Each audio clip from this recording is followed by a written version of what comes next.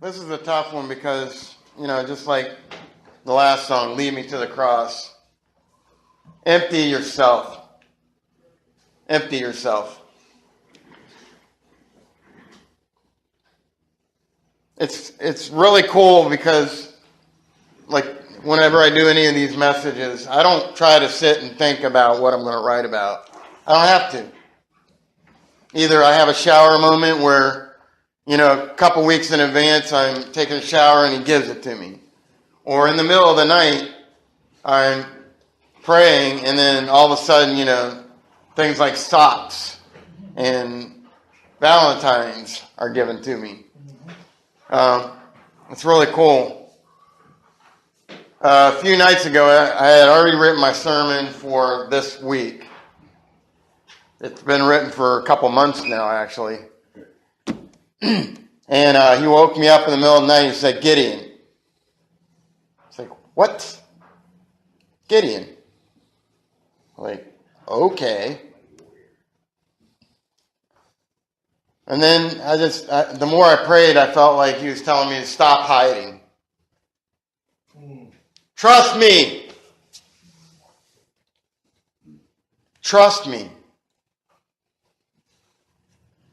And I get really choked up because I have all people, like Paul says. I'm the least of all the apostles. Well, I'm the least of all them. I feel like I'm a dirty, rotten whore sometimes. The thoughts that I have in my head don't need to be there. The scared feelings that I get on occasion. The lack of faith, if you will. And I feel like, why do I deserve, what makes me better than anyone to stand up here and preach your word today? I am the least of these. You know what God said? He's like, you're not worthy, but because of my son, you are. So that's not even the sermon yet. Hey, Mike, can I say something? Sure. Okay, the same thing. When we were singing Who Am I was thinking that same thing. Well, who am I really to deserve it? But God does love me. Oh, yeah. Despite my past, he's still there. Yeah, why can't we think like that? Right? Oh my gosh, just talking about this guy alone, man. Just watching him follow through all the different things he's had to endure and everything. And yeah, who am I? Who am I? That the Lord of all the earth would dare to call my name. That's just mind-blowing. And we can do a sermon just on that alone, probably. But God gave me Gideon. And then as I was writing about Gideon, he gave me Esau. Remember Jacob and Esau? Okay, we're going to talk about those two guys today. Which is kind of hilarious, if anybody knows me, that I study out of the New Testament a lot. I figure Old Testament's good to bring stories forth, to give light to something that's in the New Testament. Like my brother and I were talking about earlier, Jesus is in Genesis to Malachi. You could see Jesus interwoven from Genesis to Malachi. Of course, he's in Matthew, Mark, Luke, and John, and Acts and Romans, and 1st and 2nd Corinthians, and all them. But he's also in the Old Testament. So we're going to see where Jesus is today. And we're going to explore these two guys. And we're going to try to compare those two guys with us today, who we are. Okay? And then we're going to get off our butts when we get out of here. And we're going to put this to work. Okay? So, Genesis 25. We're going to tell you a little story. It's story time, folks, boys and girls. Genesis 25. We're going to read verses 29 through 34. We're talking about Esau selling his birthright here. We're going to start in 27. When the boys grew up, Esau became an expert hunter and outdoorsman, but Jacob was a quiet man who stayed at home. Isaac loved Esau because he had a taste for the wild game, but Rebekah loved Jacob. Well, they're splitting two hairs right now. Once when Jacob was cooking a stew, Esau came in from the field exhausted. He said, "Jacob, let me eat some of that red stuff because I'm exhausted." That is why he also was named Edom. Jacob replied, "First, sell me your birthright." You ain't getting the soup for nothing. Give me your birthright. "Look," said Esau, "I'm about to die, so what good is a birthright to me?" Jacob said, "Swear to me first." So he swore to Jacob, sold his birthright to him. Then Jacob gave bread and little stew to Esau. He ate, drank, got up, and went away. So Esau despised his birthright. Now, if you look at the Hebrew culture back in the day, the birthright was a big deal. The father's first son got the inheritance. Esau was the first son. But he despised his birthright. I'm going somewhere with this, don't worry. So, Esau settled for a bowl of soup.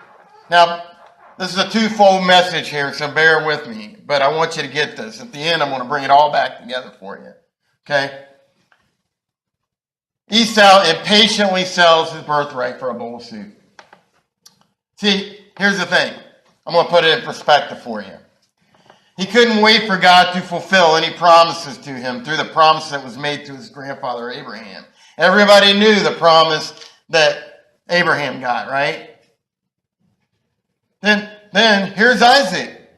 Isaac is the next in line. Birthright. Now who should come next? Esau, right? But no. Bowl of soup was more important. See, he got mad even afterwards. We're going to get into that too. When Jacob ends up being the one who's blessed in Genesis 27. We're going to go there in a minute, but I want to talk about this for a minute. Esau's complacency is that he felt that he could do whatever he wanted, whenever he wanted. We'll talk about that for a minute. In Genesis 27. When Isaac was old and his eyes were so weak that he could not see, he called his older son Esau and said to him, "My son." And he answered, "Here I am." "Hey, Dad." He said, "Look, I'm old and do not know the day of my death, but I want you to take your hunting gear, your quiver, and your bow and go out to the field to hunt me some game. Then make me a delicious meal that I love and bring it to me so that I can bless you before I die." Esau, I'm sure Abraham or Isaac probably didn't know about the bowl of soup thing. He just assumes, this is my oldest son, here's the birthright, right? And then Rebekah was listening to what Isaac said to his son Esau, just eavesdropping, as mommies do sometimes. So while Esau went to the field to hunt some game to bring in, Rebekah said to her son, "Jacob, listen, I heard your father talking about your brother with your brother Esau. He said, bring me game and make me a delicious meal for me to eat so I can bless you in the Lord's presence before I die. Now obey every order I give to you, my son. Go to the flock, bring me 2 choice young goats. I will make them into a delicious meal for your father, the kind he loves. Then take it to your father to eat so that he may bless you before he dies." Jacob answered Rebekah, his mother. I get excited when I read, and when I hear the message coming forth, I get excited, so excuse me if I go too fast. It's like a little kid in a candy store. Jacob answered Rebekah, his mother, "Look, my brother Esau's a hairy man, but I am a man with smooth skin. Suppose my father touches me, then I will be revealed to him as a deceiver and bring a curse rather than a blessing on myself." His mother said to him, "Your curse be on me, my son. Just obey me and go get them for me." So he went and got the goats and brought them to his mother. His mother made the delicious food his father loved. Then Rebekah took the best clothes for her older son Esau, which were in the house, and had her younger son Jacob wear them. She put the skins of the young goats on the hands and the smooth part of his neck. Then she handed a delicious meal and the bread she had made to her son Jacob. When he came to his father, he said, "My father." And he answered, "Here I am." "Who are you, my son?" Jacob replied to his father, "I am Esau, your firstborn. I have done as you told me. Please sit up and eat some of my game so that you may bless me." But Isaac said to his son, "How did you ever find it so quickly, my son?" He replied, "Because the Lord your God worked it out for me." But Isaac said to his son, "How did you ever find it so quickly?" I already did it. I already said that. Then Isaac said, see, I lost my place. Then Isaac said to Jacob, "Please come closer so I can touch you, my son. Are you really my son Esau or not?" So Jacob came closer to his father Isaac. When he touched him, he said, "The voice is the voice of Jacob, but the hands are the hands of Esau." He did not recognize him because his hands were hairy like those of his brother Esau. So he blessed him. Again he asked, "Are you really my son Esau?" And he replied, "I am." Then he said, "Serve me and let me eat some of my son's game so that I could bless you." Jacob brought it to him. He ate. He brought him wine and drank. Then his father Isaac said to him, "Please come closer and kiss me, my son." So he came closer and kissed him. When Isaac smelled his clothes and blessed him and said, "Ah, the smell of my son is like the smell of a field that the Lord has blessed. May God give you from the dew of the sky and from the riches of the land an abundance of grain and new wine. My peoples serve you. Nations bow down to you. Be master over your brothers. May your mother's son bow down to you. Those who curse you will be cursed, and those who bless you will be blessed." Number one, Esau was a hunter. The reason why I read all that, I didn't mean to bore you, but it's exciting to read these words coming off of God's pages. Esau was a hunter, a man of violence. He was impetuous, a man of impulse, not calm reflection. He was a fleshly thinker like some of us we know. Second, he sold his birthright for a bowl of soup. He ate, he drank, he rose, and he left. So Esau despised his birthright. No one who despises his birthright can be the trusted guardian of a covenant intended for eternity.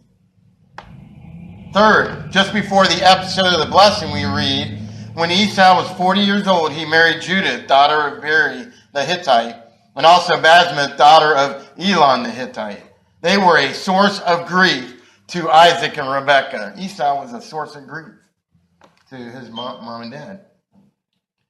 This too was evidence of Esau's failure to understand what the covenant requires. By marrying Hittite women, he proved himself indifferent both to the feelings of his parents and to self-restraint in the choice of a marriage partner that was essential to being Abraham's heir.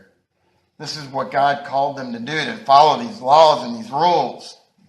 And ultimately, one who walked in the will of God, which evidently he didn't care about. Are you one of those people?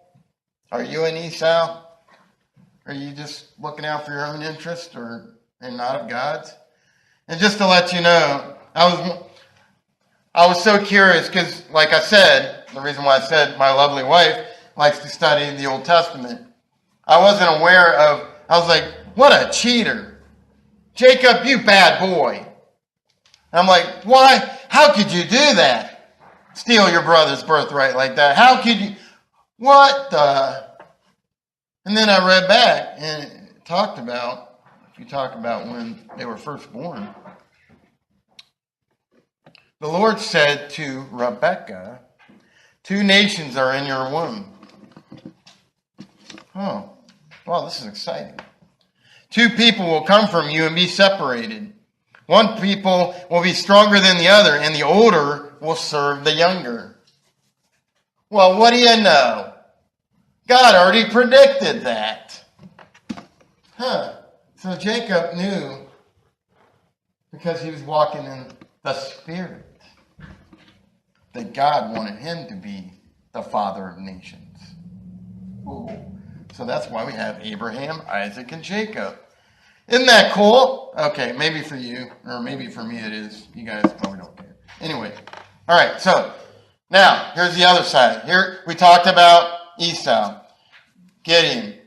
I do Bible studies all the time for men on Gideon because, let's just Go to Judges 6.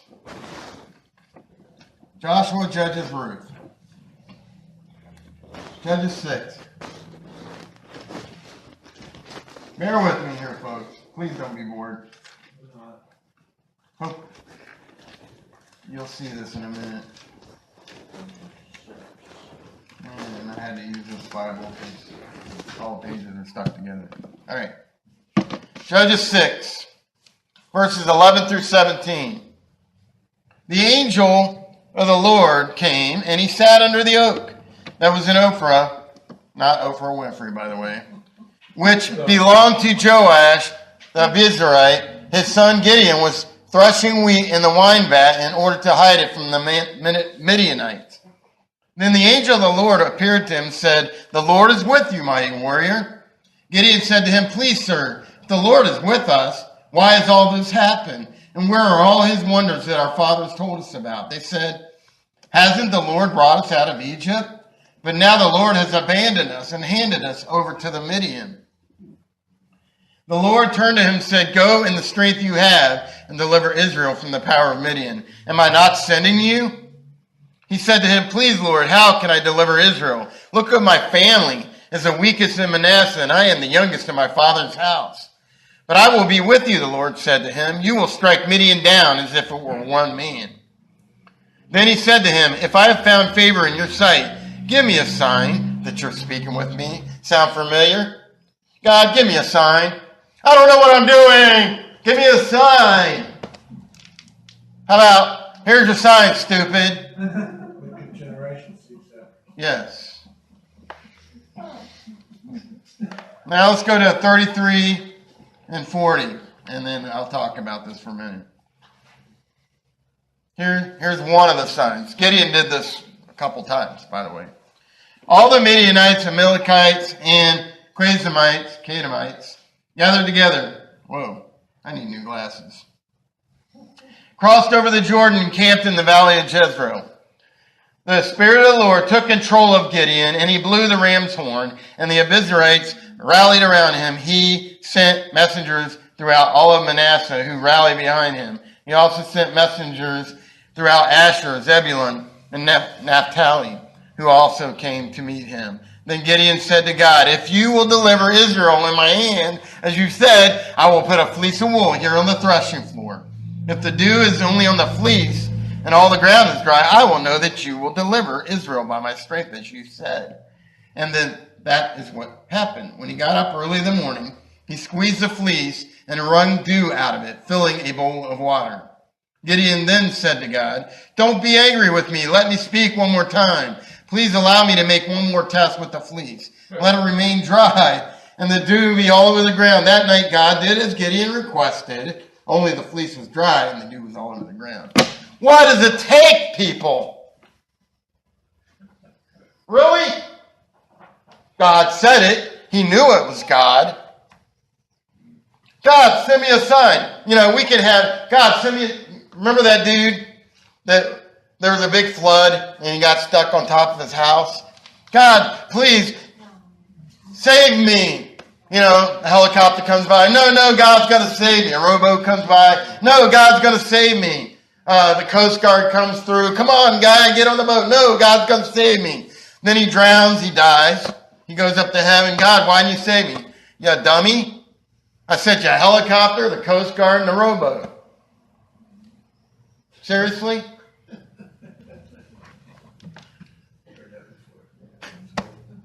Think about it. Here we find Gideon. First of all, he made excuses. I'm no better than the gum on people's shoe. I'm the lowest of the lowest in my house. How could God possibly use him? After all, his family was lower than a dirt in a man's shoe. Anything to get out of delivering his people from the Midianites. You know what? I'm cool with hanging out here and threshing wheat on the wine press floor. I'm good with this. I'm happy. I'm comfortable. I don't have to fight anybody. I don't have to, I can get out of bed whenever I want. Right? No stepping out of my comfort zone. Not going to do it. We were just talking about that today. Gideon was content to just subsist. Yes, that is a word. I looked it up. But see, we aren't meant to settle. Eventually, Gideon got it after he tested God. Even though God was very clear in who he was and what was expected, Gideon had to have proof. Don't we do that? God proved himself over and over again. Then Gideon became a mighty warrior. How? Gideon was okay with complacency. Esau wanted to take shortcuts and expects God to bless him. I'm going to take a shortcut and I expect God to come through for me. I'm going to sit on my lily white butt and I'm going to not do nothing and I'm going to expect God to come and cater to me. That's what I want. Yes, sirree.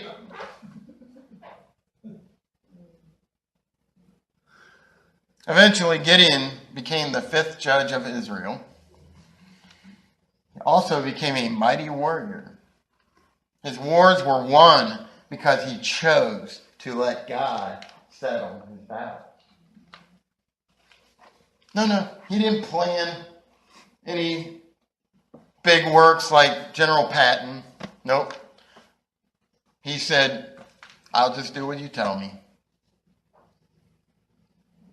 Esau, on the other hand, he lived by the sword and he died by the sword. It's not written in the Bible, but I've done some research, and Esau actually died by the sword.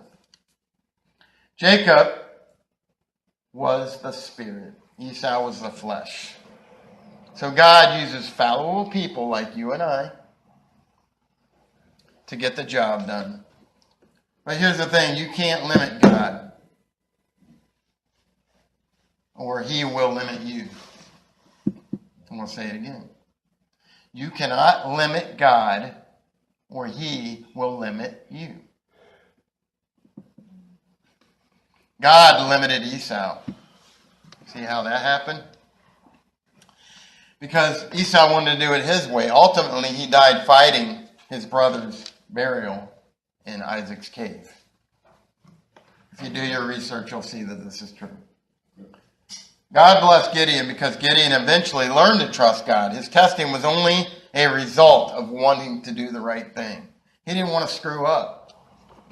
Are you sure, God? Because I really don't want to mess this up. This could be really bad for my people if I mess this stuff up, right? Do you feel like that? Is your heart so clear that that's all you want to do is please God? Well, that's what Gideon wanted to do. What about David defeating the Philistine Goliath? His trust was in God. What about Abraham? His faith was imputed to him for righteousness. That was good enough for God.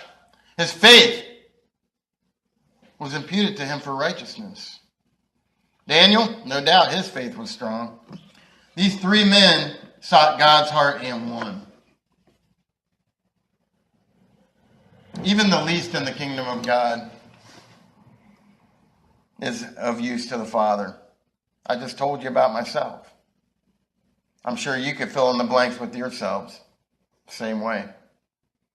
You feel like you're not worthy to step up to God's plan for your life. You feel like, oh man, I'm not a good speaker. I don't know how to do this. I can't study the Bible if it saved my life. I can't even read one verse without falling asleep. How can God use me? Well, by faith, Gideon, the least one in his father's house, became a valiant warrior with God.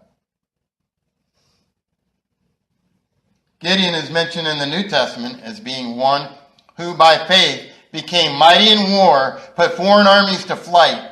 That's in Hebrews 11. Though the weapons of our warfare are spiritual and not carnal, the same principle holds true. We will win the battle by faith. That is our confidence. That is our strength. Not yourselves. We need to understand that the strength comes only from God by faith. Paul said, I can do all things through him who strengthens me. Paul made the point that every member of the church had important roles to fulfill, which contribute to the overall success of the body. You feel like you're not worthy, guess what? Oh, there goes the foot. I don't feel like I'm worthy either. There goes the eyeball. Now you're Mr. Gimpy with no eyesight. Because you're blind in one eye, can't see out the other. Also, when we face the impossible, we need to remember, with people, it is impossible. But with God, all things are possible. God blesses those who obey him, but he withholds the blessing for those who sin. This is true for individuals as well as nations. There are several reasons this is so.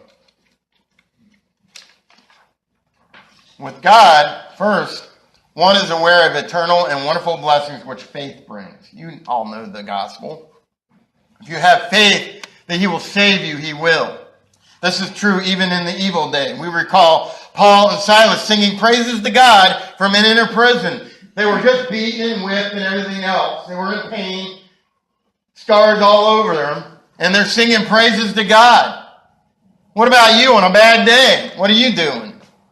Are you griping and moaning and groaning? Yeah, I'm preaching myself too. Nothing in which we suffer loss here will take away our eternal blessings.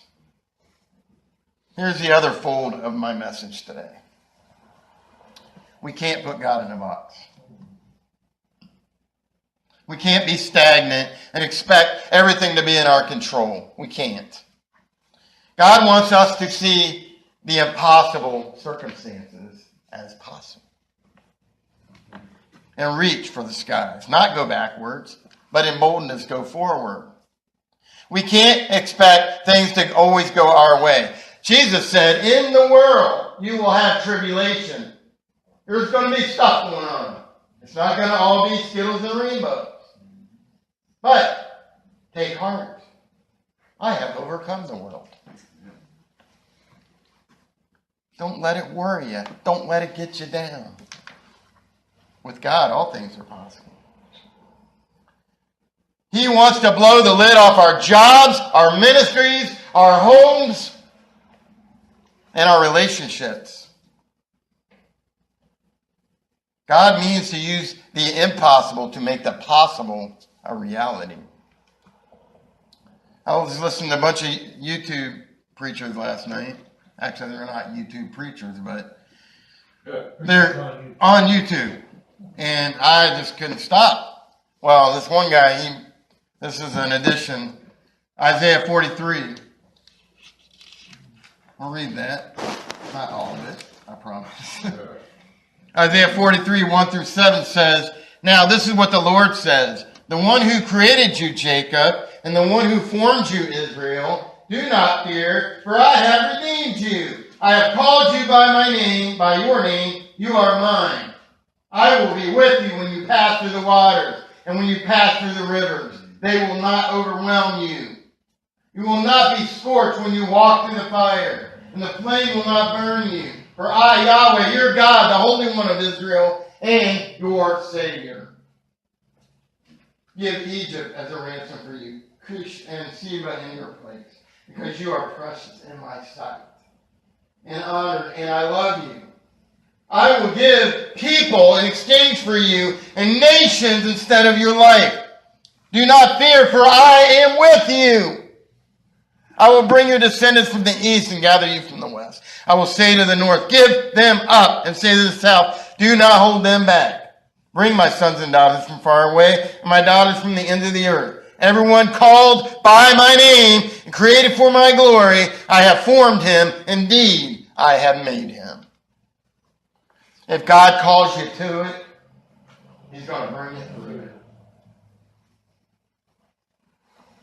You walk through the fire, he's there with you.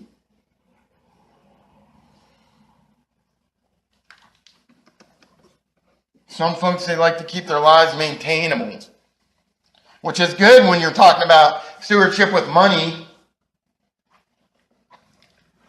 But when God gives you a little thing, he expects it to grow. Not be stagnant, not sit in a little box somewhere. Ooh, I'm afraid someone's going to get this, so I'm going to hide it in a box. Over here. Nobody's going to see it. Yep. All gone. Take the 3 servants that were given a portion of money in Matthew 25. I want to read that because I want you to get this. Again, the kingdom of heaven can be illustrated by the story of a man going on a long trip. Now keep in mind, when Jesus spoke these parables, he was trying to bring heaven down to the people so they can understand, to stop being stupid. Stop looking at your own stuff. Stop looking at what you can do for the world. Stop looking at all your fallacies and your strengths. And start looking at the streets of God and seek his face for your life. Matthew 25, 14 through 30. Again, the kingdom of heaven can be illustrated by the story of a man going on a long trip. He called together his servants and entrusted his money to them while he was gone. He gave 5 bags of silver to one, 2 bags to another, 1 bag to the last, dividing it in proportion to their abilities. Then he left on a trip. The servant who received the 5 bags began to invest the money and earned 5 more. Ooh, that's pretty cool. The servant with the 2 bags also went to work and earned 2 more. The servant who received 1 bag of silver dug a hole in the ground and he hid the master's money. Like the illustration I just gave you. No good there, right? Just dug a hole, put it in the hole.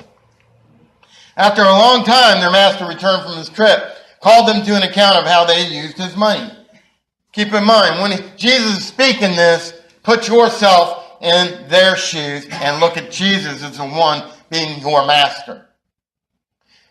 Jesus, after a long time on his trip, gave them an account, asked for an account of how they used their talent. The servant to whom he had trusted the 5 bags of silver came forward with 5 more and said, Master, you gave me 5 bags of silver to invest. I lost my place. And I have earned 5 more. The master was full of praise. Well done, my good and faithful servant.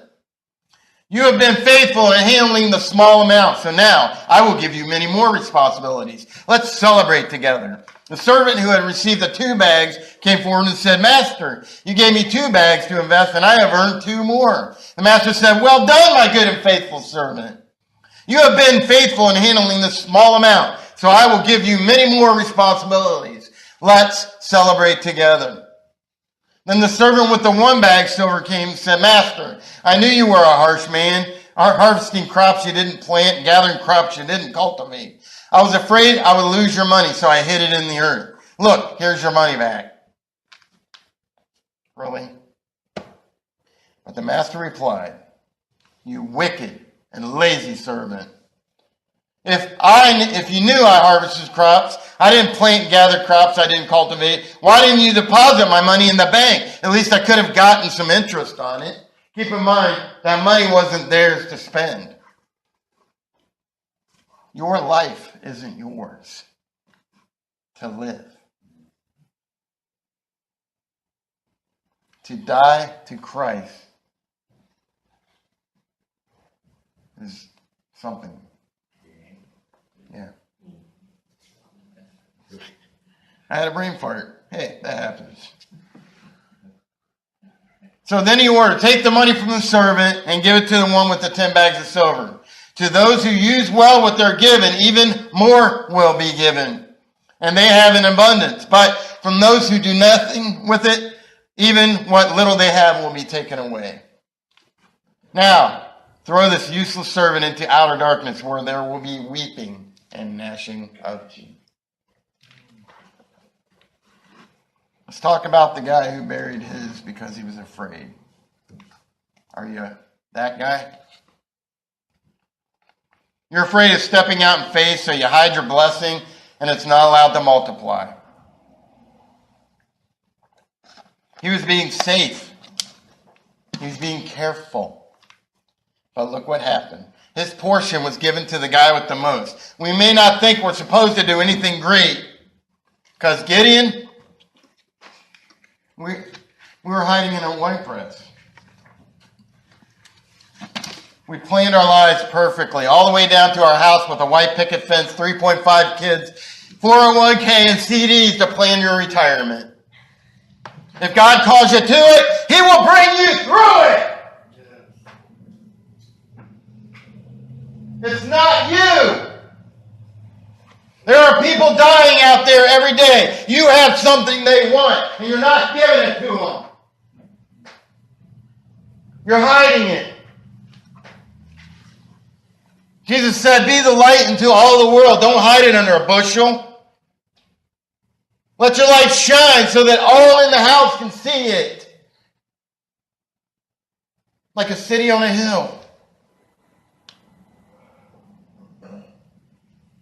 The best laid plans will be trash because it is us in control, not God. I'm reminded of a verse in Revelation 21:8. I went to Revelation. But the fearful and the unbelieving and the abominable and the murderers and the fornicators and sorcerers and idolaters and all liars. Wait a minute. Abominable, murderers, fornicators, sorcerers, idolaters are lumped in the fearful and the unbelieving.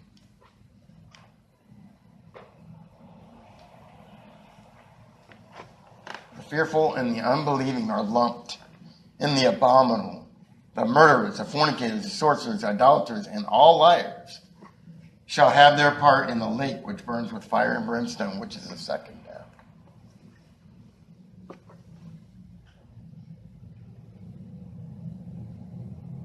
You're to walk in faith, not by sight.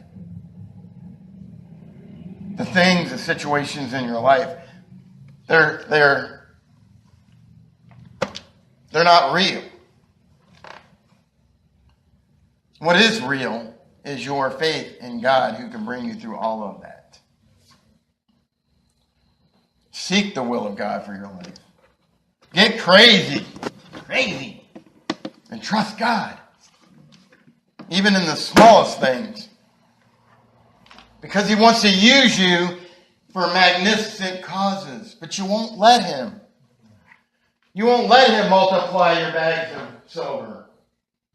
No, you're okay with sitting in a little box somewhere for years and years and years and not do a lick of nothing.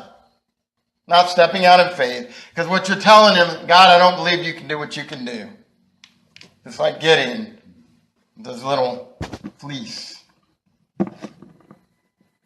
Don't be Esau and try to rush through it. He's trying to take a shortcut. But don't be like Gideon, not even make a move. Be like David, push through, believe, and defeat your giant. God gave me another thing that I heard in the Navy. A ship in a harbor is safe. But that's not what ships were built for.